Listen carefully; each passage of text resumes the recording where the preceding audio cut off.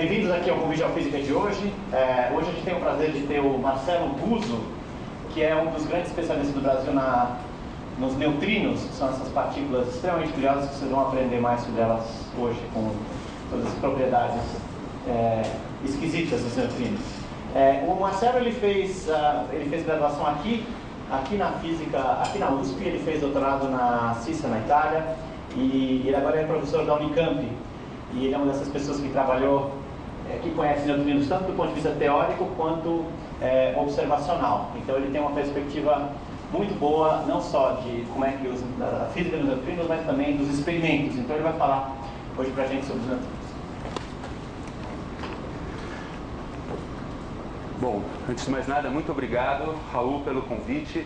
É um prazer e, de fato, assim, uma delícia estar aqui na USP, onde eu me formei há muitos anos, não vou falar quantos, mas quero, enfim, insistir e agradecer ao convite e falar que esse seminário, essencialmente, tem o objetivo de passar algumas poucas ideias sobre neutrinos, de uma visão geral.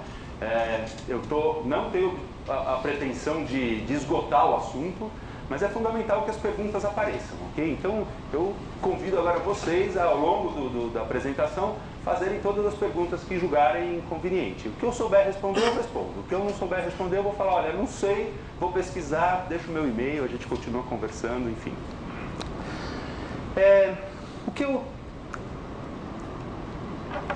Esse seminário eu quero começar dizendo que o neutrino é uma das partículas previstas pelo chamado modelo padrão das partículas elementares.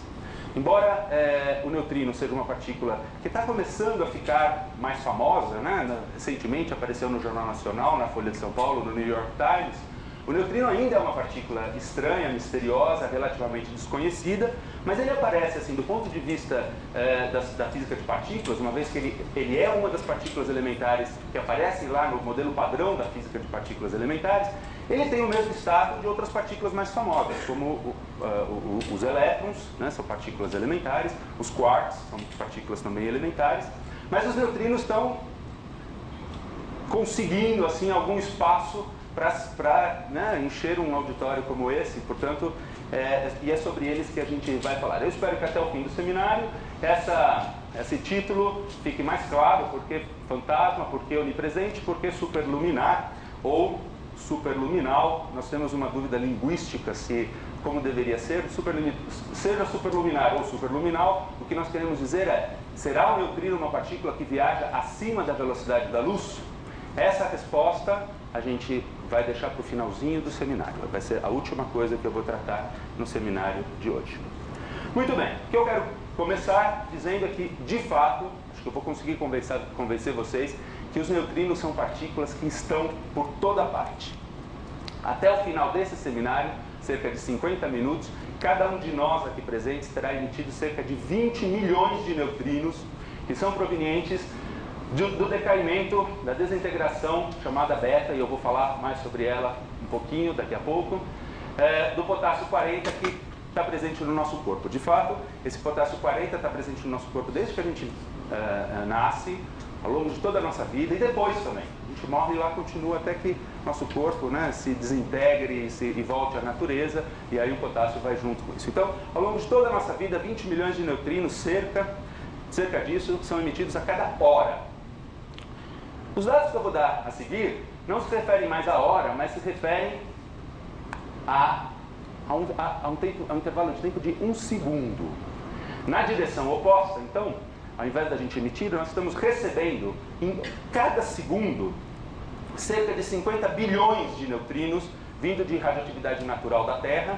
Então, rochas que formam o planeta, concreto, tem fontes radioativas, enfim, 50 bilhões por segundo.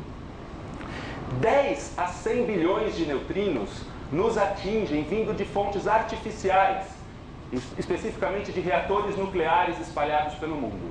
Eu fiz uma vez uma conta que mais ou menos cerca de 40 a 50 bilhões de neutrinos atingem a região de São Paulo, Campinas, vindo de Angra dos Reis. Por segundo nos atingem.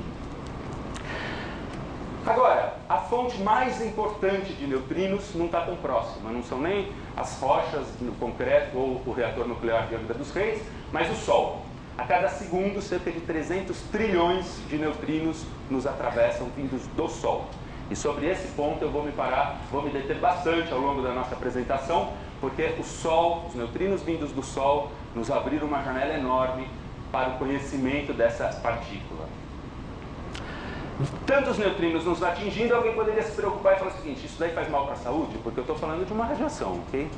Felizmente não. Neutrinos são absolutamente inofensíveis, eles interagem muito pouco com a matéria, eles podem atravessar essa parede, nós mesmos, o planeta, e neutrino com moderada energia, cerca das energias dos neutrinos vindos do Sol, mais ou menos 1 milhão de eletronvolts, não é uma energia nem muito alta nem muito baixa, mas enfim, neutrino mais ou menos com essa energia, é capaz de atravessar cerca de 1 ano-luz de chumbo com baixíssima probabilidade de interagir com qualquer uma das partículas dessa camadona de matéria. O neutrino é uma partícula que, essencialmente, é fantasma nesse sentido. Ele atravessa facilmente a matéria. A sua seção de choque, falando um pouquinho tecnicamente, a sua seção de choque é baixíssima. Ele só interage via interações fracas. E gravitacionais também, embora a mais relevante delas é a interação fraca. Além disso, é interessante a gente notar que, juntamente com as partículas de luz, que são os chamados fótons, os neutrinos são as partículas mais abundantes do universo. Cerca de 100 neutrinos por centímetro cúbico de todo o universo. Aqui, nos confins do sistema solar, nos confins das galáxias, tudo que a gente observa, a gente acredita que esteja ocupado por cerca de 100 neutrinos a cada centímetro cúbico. Um número, ordem de grandeza equivalente aos fótons. Os fótons podem ser um número como 4, 5, 10 vezes até maior do que isso, mas não muito mais do que isso. Enfim, neutrinos e fótons são as partículas mais abundantes do universo. Para se ter uma ideia, como eu mencionei no início da nossa conversa, os elétrons, né, que são as partículas elementares mais famosas, que aparecem lá no modelo padrão das partículas elementares, para cada elétron do universo, a gente estima que existam cerca de 10 bilhões de neutrinos. Ordem de grandeza. Muito bem. Como toda essa história dos neutrinos começou? Essa perspectiva histórica traz muito ensinamento sobre os neutrinos, portanto, eu vou pedir a paciência de vocês para a gente entrar um pouquinho nessa questão. Vamos voltar lá para os anos 1920, quando os físicos de partículas, naquela época, observavam a chamada desintegração beta. Desintegração beta consiste essencialmente, você pega lá um certo elemento químico, A, que seja radioativo, coloca ele sobre a mesa e fica observando. Você observa que naturalmente ele começa a se transformar num outro elemento químico, que a gente vai chamar aqui de B, e emite um elétron. O nome elétron, a partícula elétron era chamada de partícula beta, e muitas vezes ainda tem essa conotação beta, por isso desintegração beta. Ou seja, a transformação de um núcleo A no núcleo B, mais uma partícula beta, mais um elétron.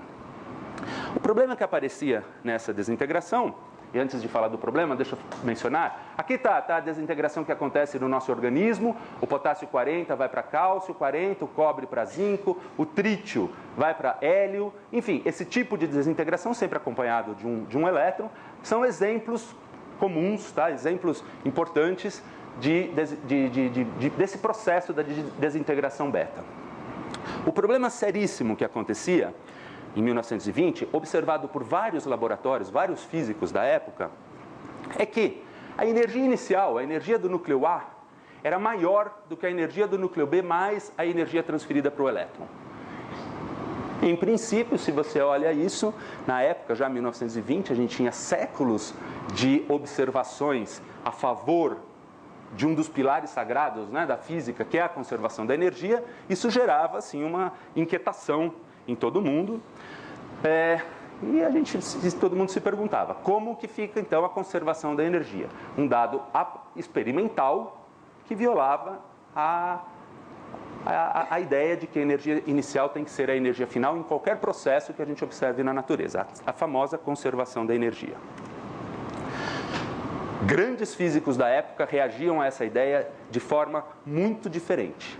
Niels Bohr, o grande Niels Bohr, estava pronto para abandonar a ideia da lei da conservação da energia. Ele, inclusive, propôs um modelo fenomenológico que dizia o seguinte: a energia seria conservada macroscopicamente nos processos que a gente observa, né, em grande escala, mas microscopicamente poderia haver uma pequena violação da energia e a desintegração beta seria um desses processos. Paul Dirac reagia dizendo simplesmente o seguinte: somente por cima do meu cadáver a conservação da energia vai ser abandonada. O que mostra, assim, não é, que física, que ciência é uma atividade humana, uma atividade do ser humano. Pode discutir, você pode acreditar, pode, enfim. Mas lembrem lá, né, o experimento estava dizendo uma coisa diferente. Física, eu sou físico teórico, mas repito para todo mundo, física é uma ciência experimental. A gente tem que olhar o que está acontecendo nos experimentos.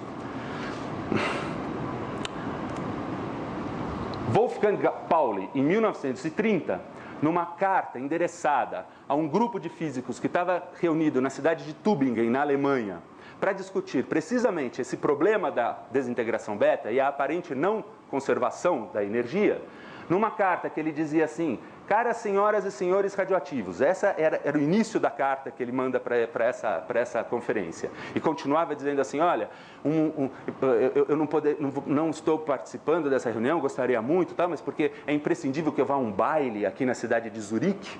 Então, de novo, né, mostrando que a física é uma atividade muito humana. Ele fala: infelizmente não posso estar presente, mas eu quero dar um palpite, quero dar uma contribuição para a discussão acerca da desintegração beta, que é o seguinte: ele pergunta assim: e se uma partícula diferente, que não está sendo observada, estiver sendo emitida nesse processo de desintegração, levando a energia que falta? Que tal? Bom, essencialmente estava proposto ali o neutrino. Essa carta do Pauli pode ser pensada como a certidão de nascimento do neutrino, pelo menos a descoberta nesse sentido. O neutrino sempre existiu, mas enfim, estava lá o neutrino sendo observado finalmente. Quero fazer uma observação interessante. Essa ideia não pegou no primeiro momento.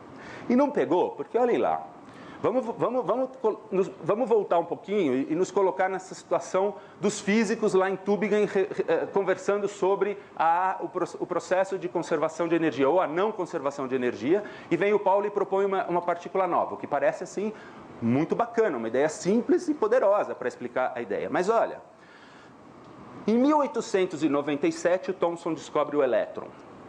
Um pouquinho mais tarde, em 1905, o Einstein, no estudo do efeito fotoelétrico, essencialmente propõe a existência do fóton, duas partículas. Em 1911,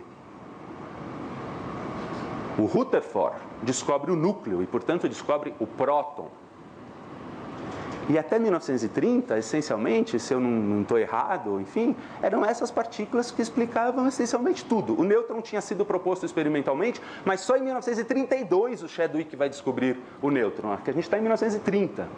Então, 3 partículas que explicavam tudo. Vamos colocar o nêutron também, porque ele tinha uma participação importante para acertar a diferença de massa atômica e número atômico. 4 partículas que explicavam tudo.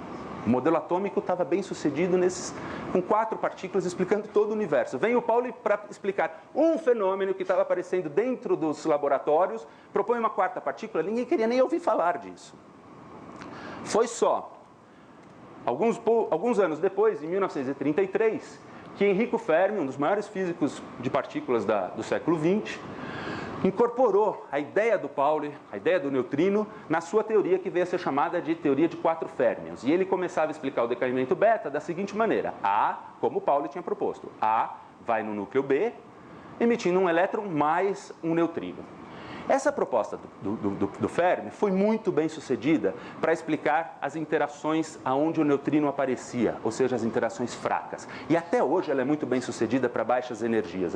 A teoria de 4 férmions é algo que a gente tem que reproduzir, qualquer que seja a teoria, num limite de baixas energias, para a gente ir para frente com qualquer outro modelo que a gente venha construir.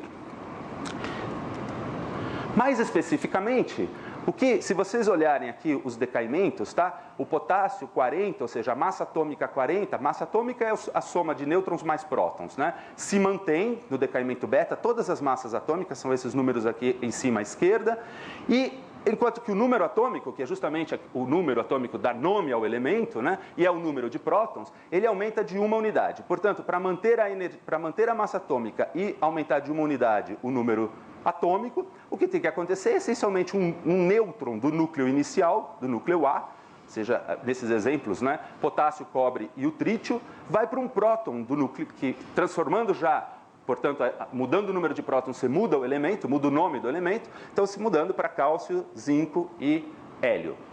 Mais um elétron, mais um neutrino. Esse tipo de processo é o que a gente acredita até hoje, que descreve perfeitamente bem o decaimento beta, e está incorporada então a ideia do neutrino.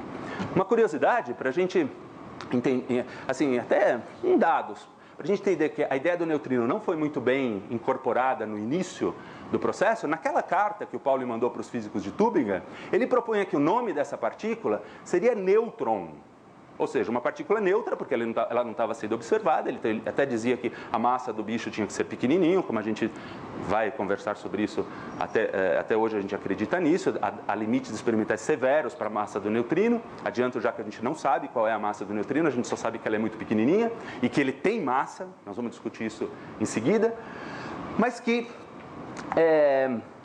o nêutron, eu estava falando, o nome nêutron, né, foi tomado pelo Chadwick quando ele descobre o que hoje a gente chama de nêutron.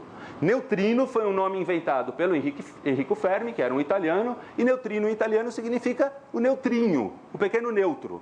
Então, neutrino é um nome inventado em substituição ao nêutron, que foi tomado, né, pelo Chadwick como o nome da partícula nêutron, que a gente conhece até hoje. Ok.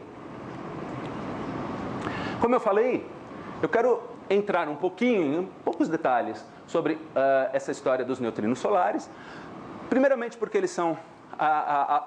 o Sol é a fonte mais importante de neutrinos que a gente tem na nossa região. O fluxo de neutrinos é enorme, que vem do Sol. Mas mais do que isso, porque a história dos neutrinos solares, a sua proposição, a sua descoberta e os problemas que vieram junto com a sua investigação, geraram grandes conhecimentos acerca dessa partícula. Então eu quero primeiro mencionar o seguinte: a reação nuclear que produz neutrinos no Sol pode ser resumida, isso daqui é uma cadeia de reações muito grandes, resumida dessa forma. 4 prótons que estão lá no Sol, que são o grande combustível, não é, solar, se transforma num núcleo de hélio, produzindo 2 pósitrons, a antipartícula do elétron, mais 2 neutrinos, mais 25 milhões de eletronvolts de energia que chegam aqui na Terra na forma de luz e calor. Então, a mesma reação que produz energia, que chega aqui na Terra na forma de luz e calor, produz também neutrinos. Ora, isso daqui é uma equação bastante bem sedimentada na física nuclear, e a gente pode dizer o seguinte: olha, para cada 25 milhões de eletronvolts produzidos no Sol, 2 neutrinos devem estar sendo produzidos lá também.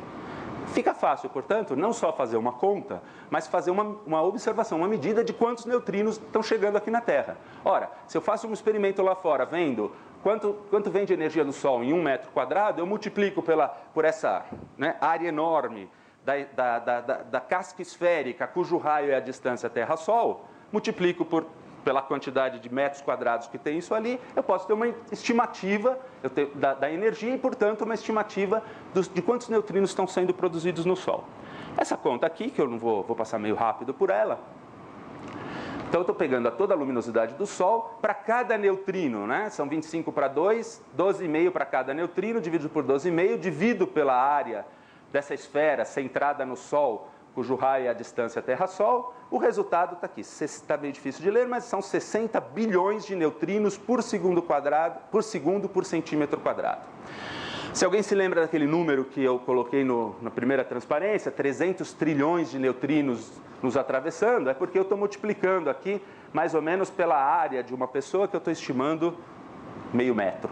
Tá? Uma pessoa tem mais ou menos meio metro de área virada para o Sol. Os mais gordinhos são uma área um pouquinho maior, os mais magrinhos uma área um pouquinho menor, mas é isso. Em torno de 300 trilhões de neutrinos por centímetro quadrado, 60 bilhões de neutrinos por centímetro quadrado por segundo. Muito bem. Se a gente acredita em tudo isso aqui, e tem um conhecimento enorme aqui, né? O conhecimento eu vou passar nessa transparência muito rapidamente, só para não deixar de mencionar toda aquela reação nuclear que eu coloquei ali, eu insisti que era um resumo de tudo que acontecia no Sol, está aqui, ó, destrinchado. São todas essas reações que produzem neutrinos. Isso daqui é chamada reação PP. Por favor, não desculpem, eu vou passar muito rápido sobre isso, acerca disso. Aqui está o espectro de energia dos neutrinos, que está dizendo simplesmente que o fluxo é grande para energias baixas, como sempre, né? O fluxo é pequeno para energias altas. Desculpem, de novo, também eu vou passar muito rápido sobre isso. Mas eu vou dizer o seguinte, bom, se os neutrinos estão lá, se a gente acredita que a mesma reação que produz luz e calor do Sol produz também neutrinos, natural, se a gente acredita nisso, que a gente tente observá-los. Vamos montar um experimento para ver o que acontece. Bom, isso foi feito e os experimentos pioneiros de física de neutrinos receberam o Prêmio Nobel de Física de 2002. Então aí, Raymond Davis, no experimento de Homestake, um experimento nos Estados Unidos, o pioneiro de fato a observar neutrinos solares, está aqui o Raymond Davis recebendo o Prêmio Nobel do rei da Suécia, e em seguida Masatoshi Koshiba, que foi o líder do experimento de Kamiokande, que confirmou os dados de Davis. Ambos receberam o Prêmio Nobel de 2002, muito recentemente, portanto. O que é muito interessante é que vários experimentos mediram os neutrinos solares. Aqui eu tenho o nome dos experimentos, eu estou listando 4 experimentos, Homestake, Super Kamiokande, Galaxy e Sage. Aqui são os dados que eles obtiveram e aqui o que a teoria previa em relação a esses dados. Eu não quero entrar de novo em detalhes técnicos aqui, eu quero só que vocês comparem que todos os números relacionados a essa tabela, que são os dados observacionais, são sistematicamente maiores do que os dados previstos pela teoria. Tá? 2,5, 7,7, 2,4, 5,1, 74, 129, 75, 129. Ou seja, o que está acontecendo aqui é essencialmente que os dados observacionais, né, estão indicando que menos neutrino estava chegando do Sol do que era previsto. Essa diferença, esse confronto entre dado experimental e teoria, a teoria sempre na frente, sempre prevendo mais neutrinos do que de fato estava sendo observado, foi chamado de o problema do neutrino solar. Davis começou a observar neutrinos, ele montou o seu experimento inicialmente em 1969. Esse experimento funcionou por cerca de 30 anos e ele, desde aquele primeiro momento, começou a observar esse déficit de neutrinos, que era o problema do neutrino solar. Por 30 anos, pelo menos, a gente ficou se perguntando o que está acontecendo. A primeira postura dos físicos e de todo mundo, e acho muito natural, é falar o seguinte: Davis está errado, porque é um experimento sofisticado, ele está perdendo alguma coisa na sua observação. Ele devia observar um determinado tanto de neutrinos e está perdendo, simplesmente o dado está errado.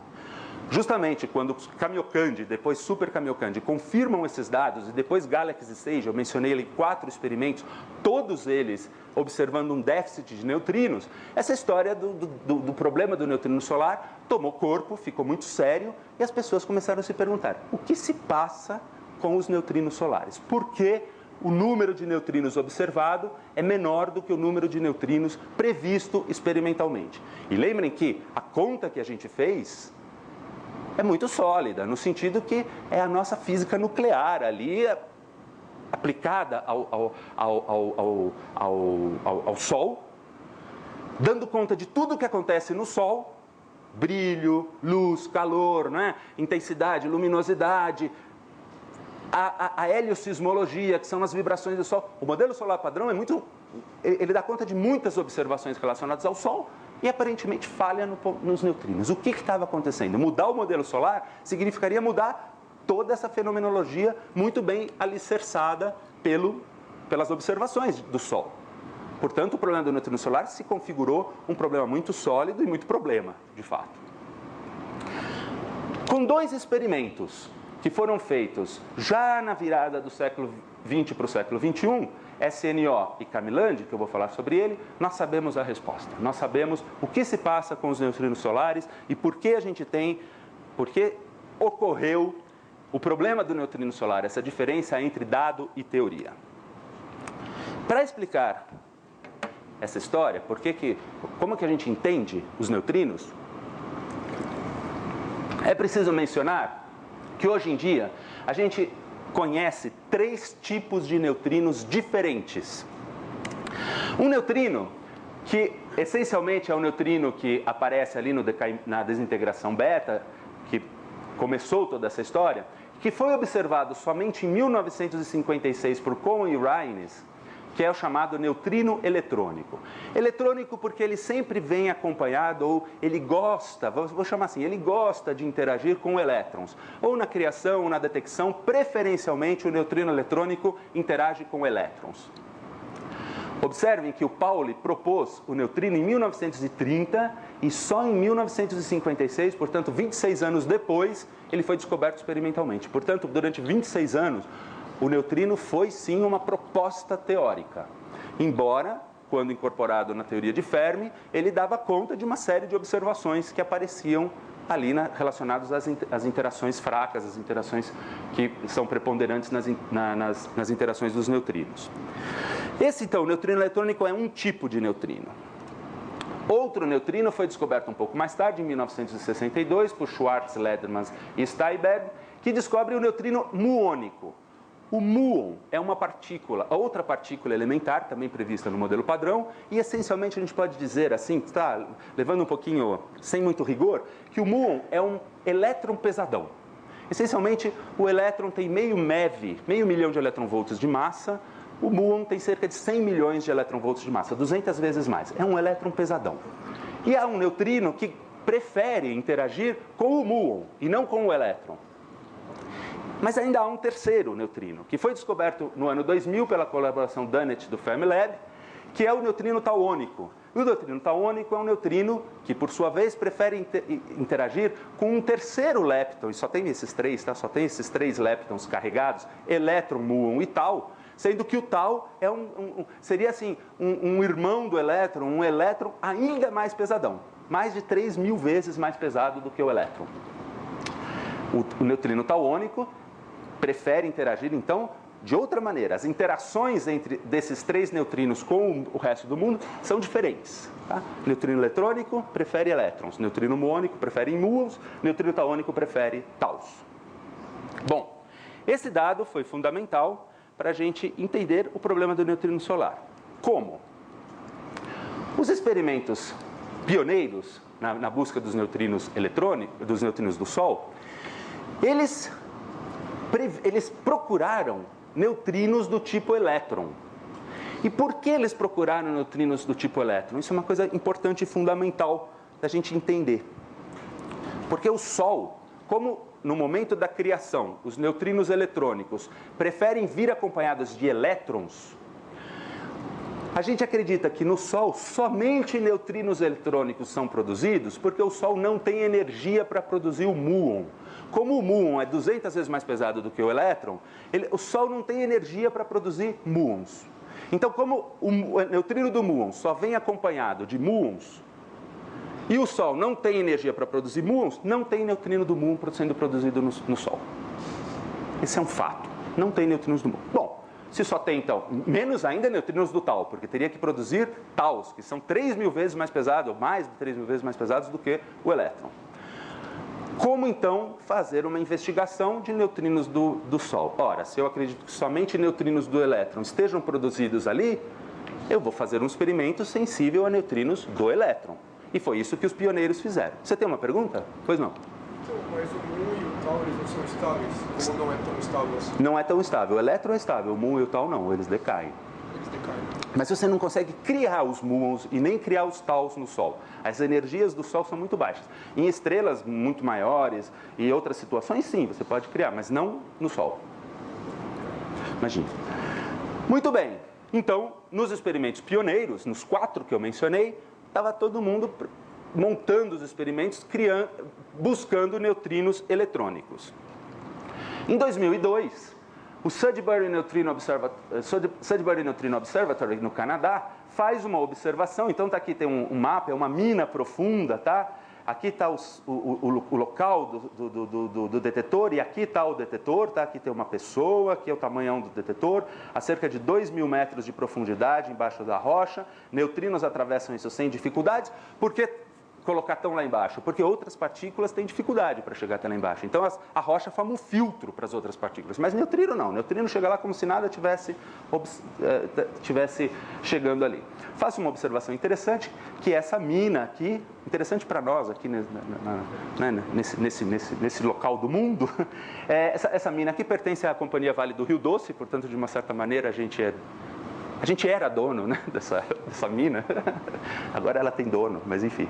A Companhia Vale do Rio Doce explora essa mina lá no Canadá e aqui a gente tem o Sudbury Neutrino Observatory a cerca de 2.000 metros de profundidade. O que faz SNO? SNO faz 2 medidas diferentes. Uma delas, muito parecida com aquela que era feita nos experimentos pioneiros. Somente neutrinos eletrônicos, que são os neutrinos produzidos no Sol. E ele observa esse fluxo de neutrinos, tá? Por razões de energia, tal, os caras têm que limitar um pouco, só pegar os neutrinos mais altos para não serem para os neutrinos de mais alta energia, para não confundir com os neutrinos produzidos nas rochas ao redor do detetor, que tem baixa energia. Então eles só ficam interessados nos neutrinos de alta energia. Eles detectam esse número aqui. Isso aqui é 1.750.000 neutrinos por centímetro quadrado por segundo. Esse é o número de neutrinos eletrônicos vindos do Sol. Mas a SNO, pela primeira vez em toda a história dos neutrinos solares, faz uma segunda medida. Faz uma medida que soma todos os neutrinos, seja o eletrônico, o muônico e o tauônico. E não exatamente como uma surpresa, mas de um modo muito interessante, ele mediu mais, um fluxo maior, 2,39, ou seja, 2.390.000 neutrinos por centímetro quadrado por segundo. Bom, simplesmente olhando esses 2 números, a gente conclui o seguinte, que algo mais do que neutrino eletrônico está vindo do Sol. Algo mais do que os neutrinos que a gente acredita que são produzidos no Sol, estão vindo no Sol. Neutrinos de outro tipo, muônico e tauônico. Essa outra transparência aqui é uma das transparências que me deixa mais assim, entusiasmado, quase que, vou dizer assim, na história da física de neutrinos solares, porque ela compara os dados de SNO com as previsões do modelo padrão do Sol. E a previsão, o fluxo total de neutrinos vindos do Sol tem que ser calculado de uma maneira curiosa. A gente tem que pegar os neutrinos que são eletrônicos e mais todos aqueles que não são eletrônicos. Então está aqui, olha, aqui o todo significa eletrônico, muônico e tauônico. E eu tiro tudo que é eletrônico, portanto sobra só muônico e tauônico, mas eu tenho que multiplicar por 7, porque os neutrinos muônicos e tauônicos têm uma capacidade 7 vezes menor de interagir com o detetor de SNO. Ele tem uma seção de choque 7 vezes menor do que os neutrinos eletrônicos. Quando eu faço essa conta, então, somos neutrinos eletrônicos com o que eu sei que vai estar acontecendo ali, é uma medida experimental, tá? Todos os outros, menos os eletrônicos, ou seja, muônicos e tauônicos, multiplicado por 7, para dar conta dessa defasagem entre o que eu espero, entre a interação do neutrino eletrônico e dos outros, eu obtenho esse número, que é 5,44 vezes 10 a sexta, ou seja, 5.440.000 neutrinos por centímetro quadrado por segundo. Esse é um dado experimental, portanto, que eu tenho que comparar com as previsões do modelo padrão.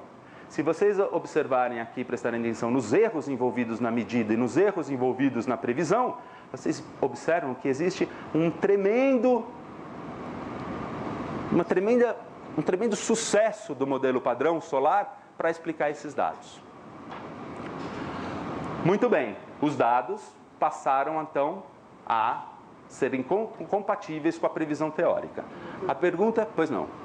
A respeito do que o senhor disse, que o Sol ele não teria capacidade de energia para produzir. Então, como é que explica? Pois é, essa é a pergunta que tem que ser feita nesse momento do seminário. A pergunta é, se o Sol não tem energia para produzir muons, que vem acompanhado dos neutrinos do muon, como é que está vindo o neutrino que não seja eletrônico do Sol? Essa é a grande pergunta. Que mecanismo... Então, assim, nós estamos, olha, com a seguinte situação. Explico para quem... Um minutinho para quem perdeu o fio da meada, porque agora vem um final interessante para a história. Neutrinos produzidos no Sol só pode ser neutrino eletrônico. Não dá, o Sol não tem energia para produzir outro tipo. Neutrino observado aqui, a gente estava vendo em 2002 por SNO, que há outros tipos de neutrinos. Além do eletrônico, o muônico e o taônico estão vindo do Sol. Como isso é possível? Bom, exatamente essa questão. Antes de falar sobre isso, né? Isso aqui eu levei 2 horas para fazer esse filminho, então eu tenho que passar. Aqui, olha, neutrinos eletrônicos. Em algum momento, neutrinos muônicos estão chegando na Terra. Existe uma transformação, um mecanismo que faz neutrinos eletrônicos se transformarem em neutrinos de outro tipo.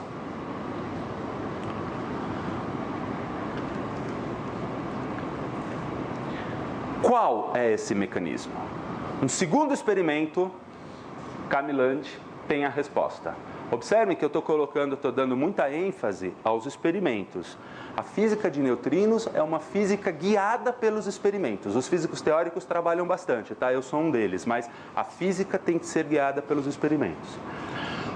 O experimento de Camiland é algo que, em princípio, não tem nada a ver com o neutrino solar. No entanto, ele foi a resposta final ao problema do neutrino solar. O que faz Camiland? Ele observa neutrinos produzidos em reatores nucleares, que também são neutrinos eletrônicos. Tem que fazer um parênteses. Na verdade, antineutrinos eletrônicos. Mas a gente acredita que neutrino e antineutrino têm o mesmo comportamento porque existem simetrias entre matéria e antimatéria. Cerca de 20 reatores nucleares, são reatores comerciais que estão lá no Japão, aproximadamente, em média, 180 quilômetros do detetor. Então, de novo, o detetor está lá na mina de Kamioka, e o Camiland, o Kamioka Liquid Scintillator Antineutrino Detector, observa esses neutrinos vindo de cerca de 20 reatores nucleares com essa distância típica de 180 quilômetros. Os reatores mais distantes, outros mais próximos, mas a média aproximadamente 180 quilômetros. Essa é a reação na qual o neutrino é detectado dentro de Camiland. E esse experimento, que não é neutrino solar, esse experimento observou um processo de transformação de neutrinos eletrônicos em outro sabor.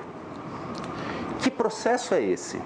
Aí vem uma das coisas curiosas da história da ciência, em particular, que em 1968, o físico italiano Bruno Pontecorvo, que é um físico dissidente, ele imigrou para a Rússia nesse momento e fez todo o seu trabalho, a maior parte da sua produção científica apareceu na Rússia, em 1968 ele já estava lá. Ele fez uma proposta que dizia que veio a ser chamada de oscilação quântica do sabor. Sabor é o que a gente vem até agora chamando no nosso seminário de tipo de neutrino. Neutrino eletrônico, muônico e taônico são o eletrônico, muônico e taônico são 3 sabores dos neutrinos. É um dos números quânticos dessa partícula que faz com que a gente defina. É uma, é outra. O número ou é eletrônico, ou é muônico, ou é taônico. O que o Pontecorvo bolou, e eu não vou entrar em detalhes nessa história, é que os neutrinos, eles são produzidos de um determinado sabor, ou seja, de um determinado tipo, por exemplo, eletrônico, e ao longo do caminho deles, espontaneamente, tudo isso baseado única e exclusivamente em mecânica quântica, a mais simples possível, mecânica quântica que a gente pode trabalhar com os alunos de física num curso de mecânica quântica, ele se transforma em outro sabor. Existe uma probabilidade não nula de um neutrino eletrônico se transformar espontaneamente, sob certas circunstâncias, em outro sabor. Isso em 1968. Faço uma observação que em 1968, um ano antes do primeiro experimento de neutrino solar, que era o Homestake, que foi liderado pelo Davis, que ganhou o prêmio Nobel, que começou a ser construído em 1969, o Pontecorvo falou alguma coisa do tipo assim: se a gente observar um déficit de neutrinos solares, o meu mecanismo pode dar conta disso. Isso parece assim, né? Não devia fazer essa brincadeira, mas parece que o homem tinha pacto com alguém ali que falava, né, um poder de previsão impressionante. De novo, tá? Isso ninguém deu muita bola no início para essa história, mas está lá registrado. E o mecanismo, essencialmente, a equação final que define isso daqui, o processo de oscilação quântica de sabor, gera uma probabilidade de um neutrino eletrônico se manter neutrino eletrônico, que é dada por 1, então, 1 menos alguma coisa. Eu não vou entrar muito em detalhes nisso daqui, não. Eu quero só chamar a atenção de um aspecto aqui. 1, se essa coisa que vem depois do 1 for 0, então a probabilidade do neutrino eletrônico se manter neutrino eletrônico é 1, ou seja, 100%. Mas se essa coisa que vem depois aqui do 1 for diferente de 0, esse 1 diminui, né? 1 menos alguma coisa, a probabilidade é menor do que 1, e neutrinos eletrônicos se perderam ao longo do caminho. Neutrinos eletrônicos se transformaram em outro sabor. Aqui a conta eu estou falando para neutrinos muônicos, por exemplo, só para enfatizar.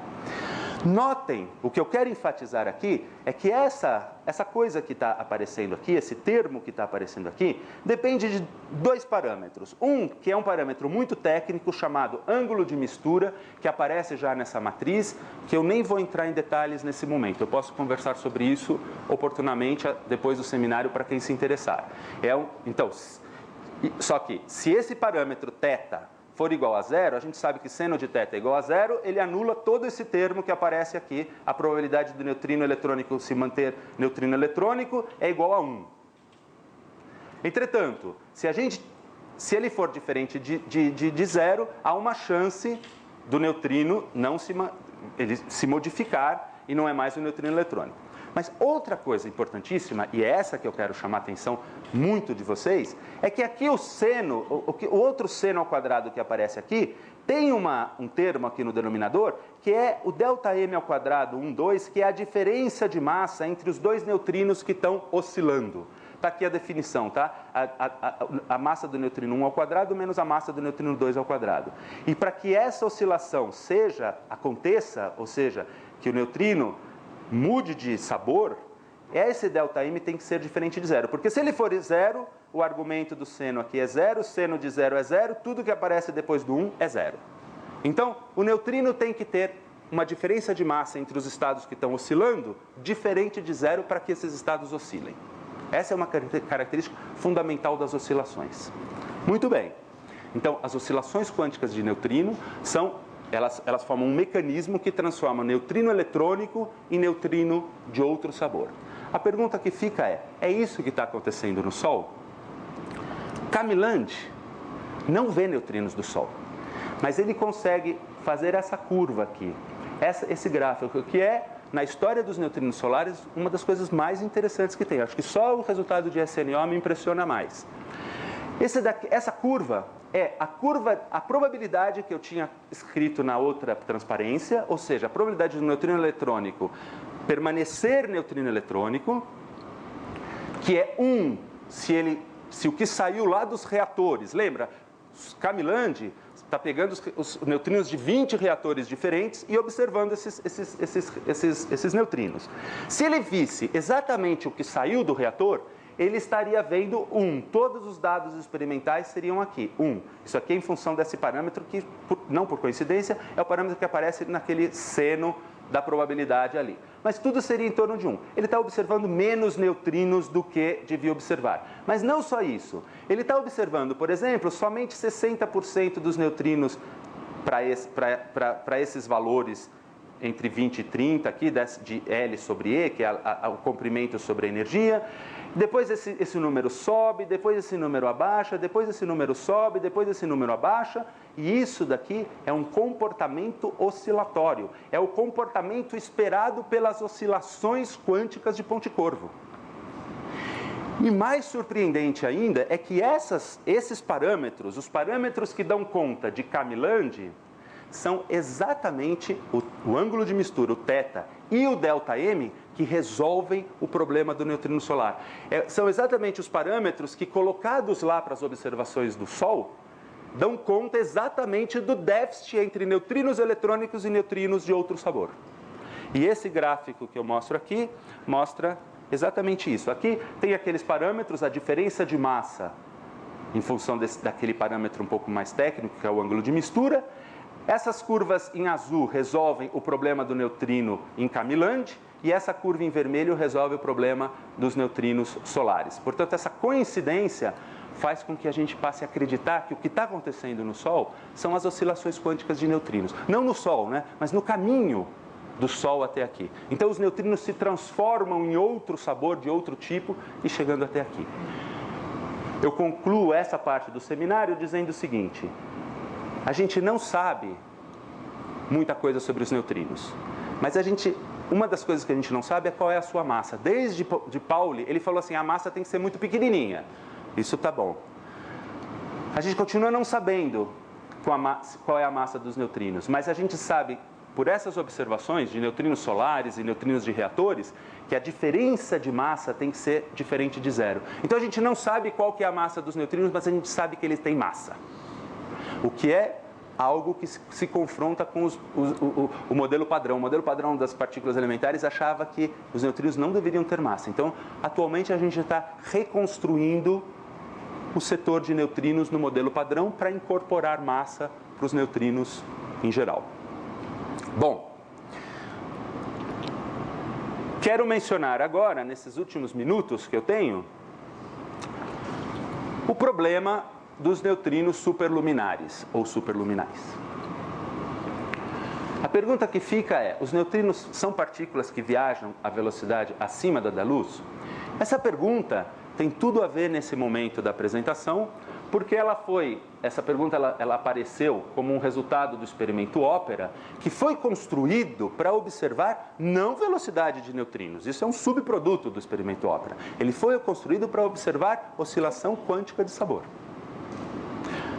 Em outro canal, que não aquele interessante para os neutrinos solares, mas ele foi construído para isso, para observar oscilação quântica de sabor.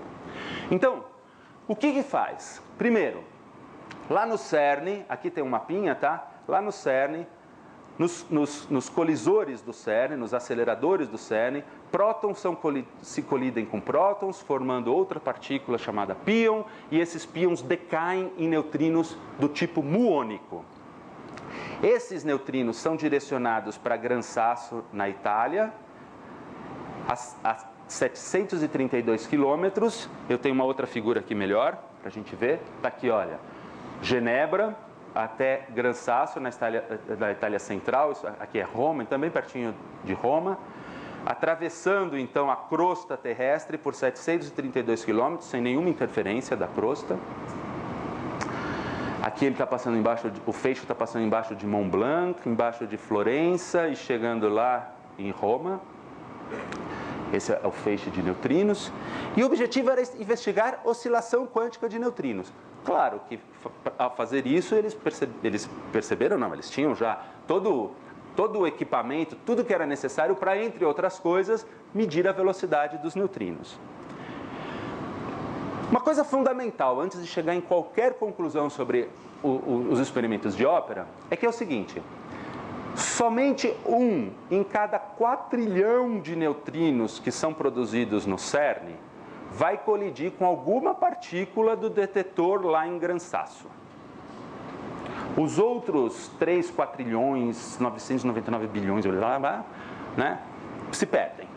Okay? Somente cerca de 1 em cada 4 trilhão de neutrinos. Os neutrinos do CERN são produzidos em pulsos, em quantidades, em pequenas quantidades, que aqui tem mais detalhes sobre isso. No CERN, o pulso tem 300 bilhões de neutrinos, que são produzidos num pulso que tem um tempo, a duração desse pulso é de 3 nanosegundos. 1 nanosegundo é 10 a menos 9 segundos, ok? Então, eles são criados em pulsos, são 300 trilhões de neutrinos, que são pulsos que são mandados para para a ópera lá no Gran Sasso. A distância em tempo, né, o tempo entre um pulso e outro são 524 nanosegundos. E o que se observa, vai, chega lá no ópera, e aqui está, olha, esse é o tempo. Essa é a coisa. Um único neutrino desse pulso é detectado um pouquinho antes do que se esperava. Você esperava chegar aqui, esse aqui é a flecha do tempo, tá? Você esperava que o neutrino chegasse, o pulso chegasse aqui. Um neutrino a cada muitos pulsos, né? Porque um em cada 4 trilhões, em cada quatrilhão. O pulso tem 300 trilhões, quer dizer, você precisa de muitos pulsos, muitos e muitos pulsos para que algum neutrino em algum momento interaja com o detetor. E a diferença é essa. Detectou-se os neutrinos, um a cada né, quatrilhão, um pouquinho antes do que era esperado. O que se viu foi o seguinte: cerca de 20 neutrinos, 20 eventos foram observados com uma média de 60 nanosegundos antes do que era esperado. O que era esperado era que o pulso viajasse à velocidade da luz e chegasse no detetor num determinado momento. Os neutrinos chegaram 60 nanosegundos antes. Pois não. Só como deveria viajar à velocidade da luz se espera-se que ele tenha massa? A pergunta é, como é que ele vai viajar com velocidade da luz se espera que ele tenha massa?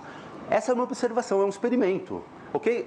O que você está falando é o quanto a gente acredita, muito bem, corroborado por um século de experimentos, né? E a física, a relatividade está muito alicerçada nesse sentido, mas é o que a gente espera. Nós temos que fazer experimentos para testar essas hipóteses. Hipóteses que são muito já bem testadas, mas aqui a gente tem uma chance. E eles estavam falando, aparentemente está chegando antes. Mas vamos esperar um pouquinho. Posso voltar essa pergunta depois do seminário. Mas o que está acontecendo aqui? Bom,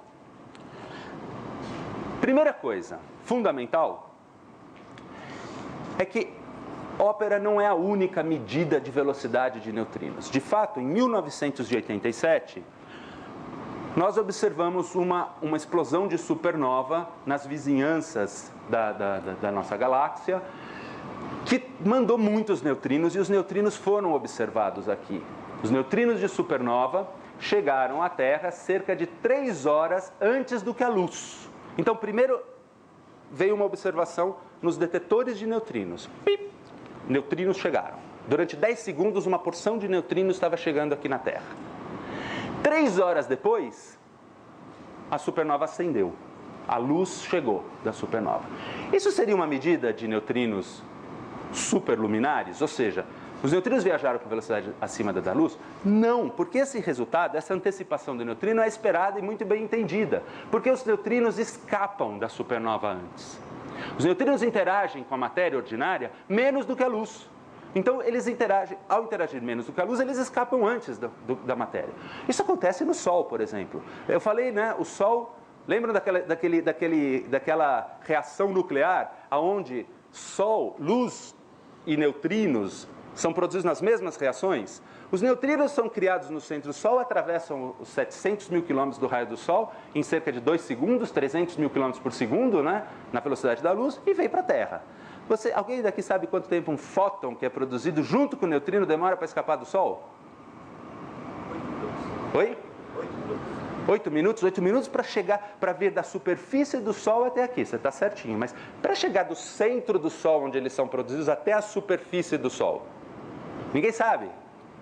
Que legal, porque às vezes eu pergunto as coisas que todo mundo já sabe, porque, né, às vezes a pessoa leu em algum lugar. É legal quando a pessoa não sabe, porque é muito surpreendente. O tempo estimado para um fóton que é produzido no centro do Sol chegar à superfície do Sol é cerca de 1 milhão de anos. Simplesmente porque o Sol fica batendo, o fóton fica batendo lá dentro, interagindo eletromagneticamente com as partículas enquanto que o neutrino vai embora. Aqui não, só 3 horas antes, tá? 3 horas é suficiente para a luz escapar, e ela chega antes, 3 horas antes do que o neutrino. Se o neutrino da supernova 1987A tivesse a velocidade medida por ópera, 60 nanosegundos foi a diferença de tempo ali, né, que o ópera mediu. Se ele tivesse essa diferença, acima da velocidade da luz, ele não chegaria a 3 horas, ele chegaria 10 anos antes do que a luz aqui. Porque a ópera está a 168 mil anos-luz de distância. Portanto, eles viajaram 168 mil anos. Bom, então, esse dado está em confronto com os experimentos de ópera. Os neutrinos de supernova viajaram na velocidade da luz, muito comportadamente. É uma medida muito precisa essa, certo? Bom, ademais, nós estamos falando de velocidade. Velocidade é espaço dividido pelo tempo. E se houver algum erro nas medidas de espaço ou tempo de ópera? Bom, essa pergunta sempre ficou no ar quando a ópera divulgou seus resultados.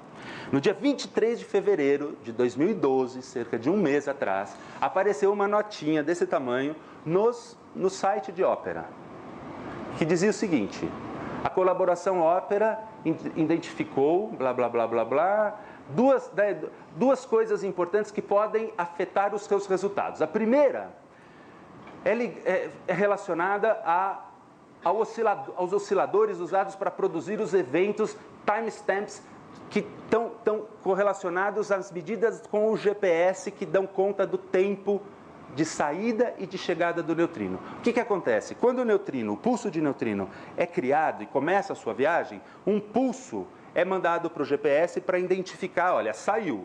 A hora que ele chega lá, outro pulso é emitido pelo detetor dizendo, ó, chegou. Eles identificaram algum problema no que eles chamam de oscilador para fazer esse timestamps. E o segundo ponto, 2 pontos, né, é relacionado à conexão da fibra ótica que traz o sinal externo de ópera, o sinal externo para a ópera para o relógio, o master clock que eles têm ali. Essas características podem modificar o tempo, a medida do tempo de voo dos neutrinos. Então, atualmente, a gente está assim, num compasso de espera. Eles anunciaram, falando assim, olha, nós achamos algum problema. Eles foram muito honestos nesse sentido. Nós achamos algum problema. Nós vamos dar um tempo, estamos investigando, enfim. Portanto, eu faço um resumo. Primeiro, os neutrinos de supernova 1987A são inconsistentes com ópera. Tá? Primeira coisa, e são 2 dados experimentais esses e a gente tem que levar em conta os 2. Ópera está revendo seus resultados, eles estão falando isso. Novas e independentes medidas são necessárias. De fato, um experimento muito parecido com ópera, mas americano, que manda neutrinos do Fermilab em Chicago para a mina de Sudan, que também está a cerca de 700 quilômetros de distância, está coletando dados e no final desse ano, ou talvez o ano que vem, vai tornar público os seus resultados. Então a gente precisa esperar, seja a revisão de ópera, seja os novos dados de MINOS. E esse último item, embora não seja muito importante, ninguém precisa levar em conta isso, eu particularmente não acredito que os neutrinos sejam superluminares. Assim eu chego no final dessa apresentação com a seguinte mensagem. Os neutrinos abrem uma janela interessante para o universo. De fato, a gente pode enxergar o interior de objetos astrofísicos, como o Sol, por exemplo. Olhem, aquele dado que eu passei, ok? A diferença de tempo para o neutrino chegar do interior do Sol até a sua superfície. 1 milhão de anos para os fótons, 2 segundos para os neutrinos. Em princípio, a gente podia falar muito grosseiramente que se acontecer algum problema no interior do Sol hoje, os neutrinos vão trazer essa informação daqui a 8 minutos, que é o tempo, né, que o neutrino leva para chegar do Sol até aqui. Os fótons vão trazer essa informação só daqui a 1 milhão de anos, ainda bem. Só que se acontecer um problema há 1 milhão de anos atrás, os neutrinos já deviam estar mostrando isso e os fótons vai começar a ter um problema daqui a pouco com isso. Então, os neutrinos são como uma sonda que a gente consegue enxergar o interior desses objetos astrofísicos. Nós sabemos que eles oscilam, têm a oscilação quântica de Pontecorvo e que, portanto, eles têm massa, mas nós não sabemos qual é a massa deles. A gente só sabe que eles têm limites superiores. Os limites superiores para as massas indicam que a massa dos neutrinos é muito pequena. Mas ainda é muito cedo para a gente dizer que os neutrinos são superluminares. Poderia acontecer de ele ter somente a massa gravitacional e não a massa inercial, porque você estava dizendo... Difícil, hein? Mas Vou conversar com você sobre isso, mas você está sugerindo uma violação do princípio de equivalência, né? Difícil, eu acho. Também entra aquelas coisas entre parênteses, também não acredito. E finalmente eu quero só para concluir que apesar dos avanços dos nossos conhecimentos, a gente sabe muita coisa hoje sobre os neutrinos, mas eles continuam sendo muito misteriosos e ainda objeto de muito estudo por parte da comunidade de física de partículas. É isso, muito obrigado pela paciência e atenção.